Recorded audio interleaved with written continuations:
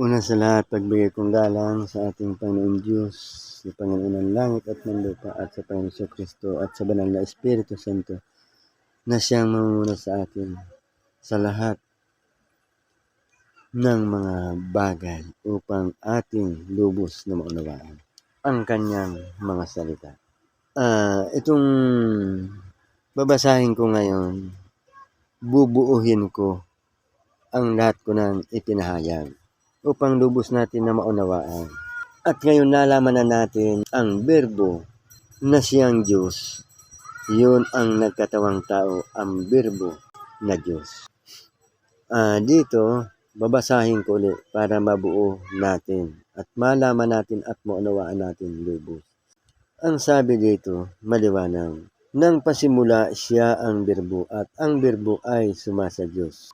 At ang berbo ay Diyos. Ito rin nang pasimula ay sumasa Diyos. Sa 3, ang lahat ng mga bagay ay ginawa sa pamamagitan niya. At alinman sa lahat ng ginawa ay hindi ginawa kung wala siya. Maliwanag. Ang gumawa nito, ang berbo na Diyos. Siya ang gumawa ng lahat ng mga bagay.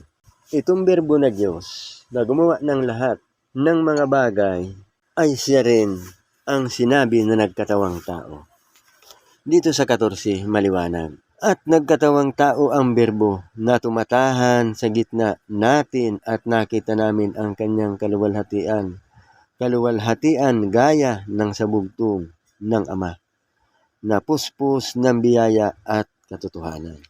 Iyan ang maliwanag na sinasabi. Siguro naman napag-unawa natin lubos na ang berbo ang siyang nagkatawan tao. Yung sinasabi na ang lahat ng mga bagay ay ginawa sa pamagitan niya at alinman sa lahat ng ginawa ay hindi ginawa kung wala siya. At sino ang napako sa krus? At sino ang naparito? Hindi baga ang naparito sa sanglibutan ito na ipinako sa krus? Ang berbo na nagkatawan tao, ang Diyos na lumikha ng lahat ng mga bagay. Siguro naman naunawaan natin. At dito, sa 15, pinatutuhanan siya ni Juan at sumisigaw na nagsasabi, ito yaong aking sinasabi, ang pumaparitong nasa hulihan ko ay naging una sa akin sapagkat siya ay una sa akin. Maliwanag ang pinatutuhanan ni Juan, ang berbo na nagkatawang tao, na ang kanyang pangalan ay Jesucristo. Iyan ang inakala ng tao na yan bugtong na anak ng Diyos. Hindi kundi mismo ang Diyos na lumikha ng lahat ng mga bagay ang siyang naparito sa sanglibutan at siya rin ang ipinako sa krus na hindi pinaniwalaan at sinampalatayanan ng mga tao. Kagaya dito sa sinasabi niya, mabuti na ito na lubos na natin na maunawaan. Ang sabi niya dito, sa Juan 10:30, ako at ang Ama ay iisa.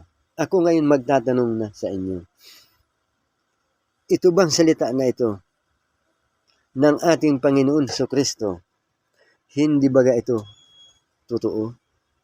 Sapagkat maliwanag ang Jesucristo na naparito na ipinako sa krus, ang berbo na Diyos na nagkatawang tao ang siyang naparito na ipinako sa krus, na nakilala ng mga tao, bugtong na anak ng Diyos.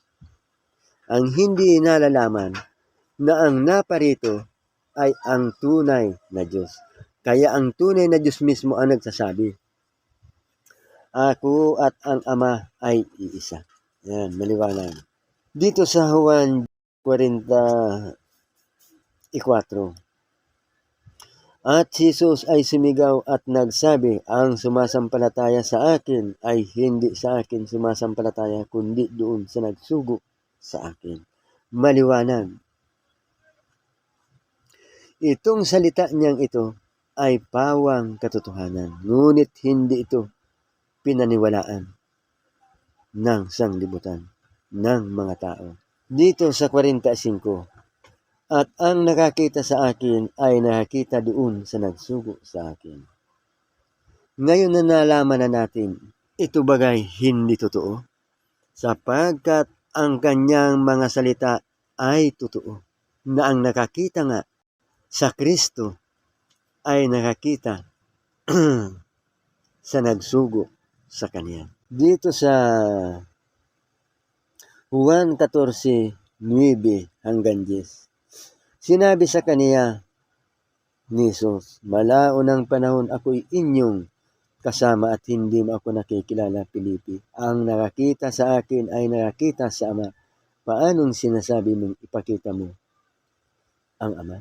At dito, sa salitang ito, ngayon napatunayan na natin na ang lahat ng mga bagay na sinilata ng ating Panginoon Hesukristo ay pawang katotohanan, sapagkat sinabi niya, ang nakakita sa akin ay nakakita sa Ama.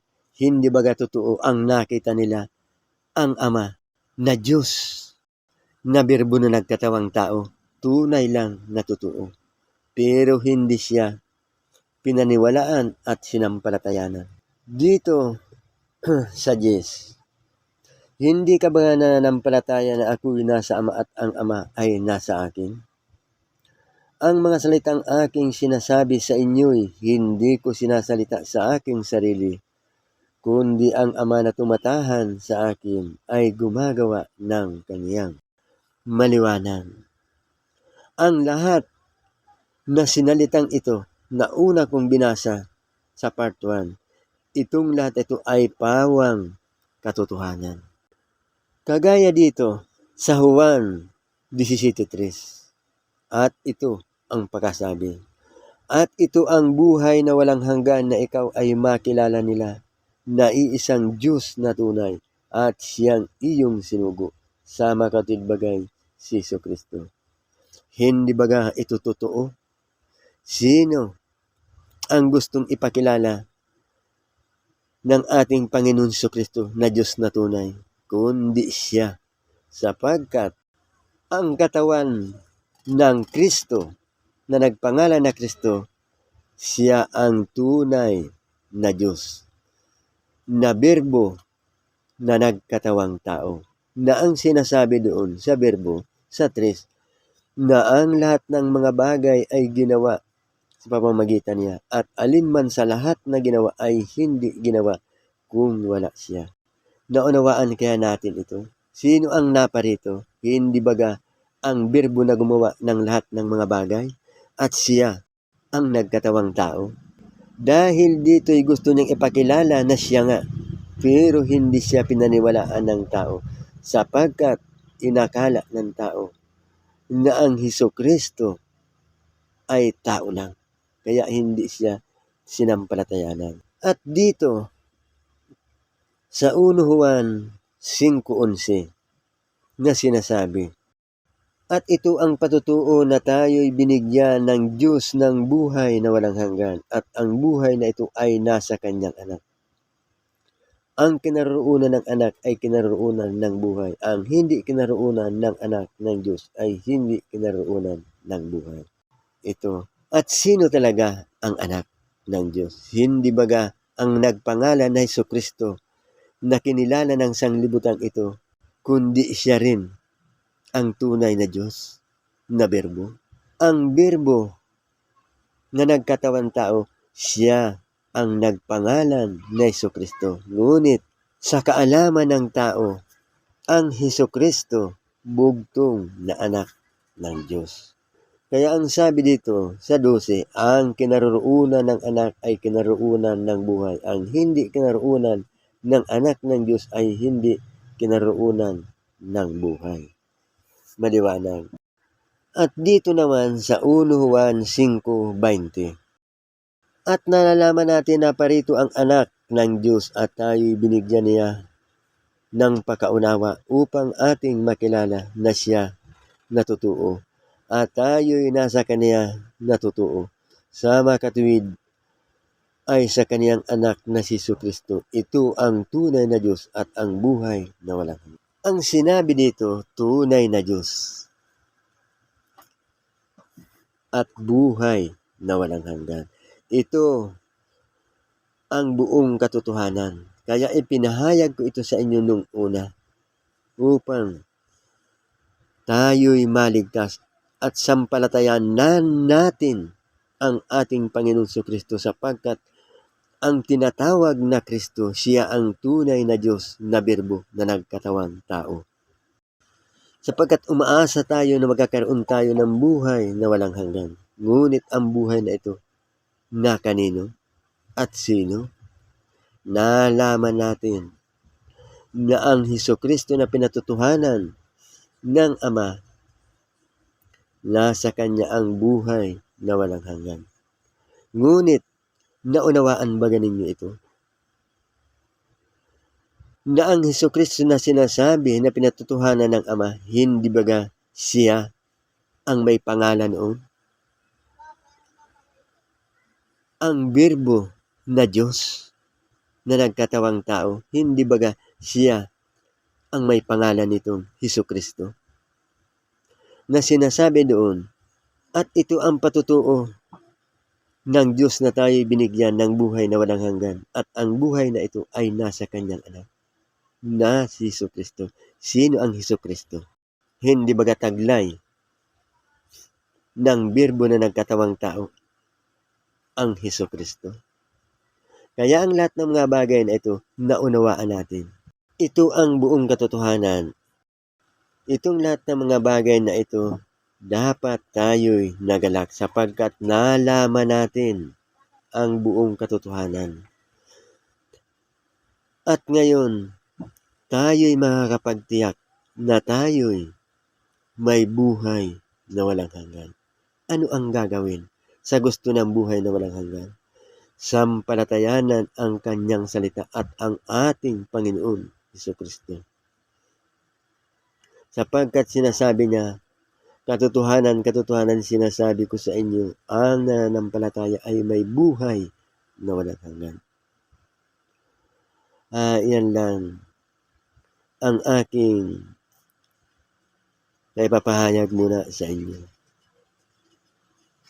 Ang susunod, ibubuo ko uli yan, simula dyan, sa Hesukristo ang tunay na Diyos, hanggang na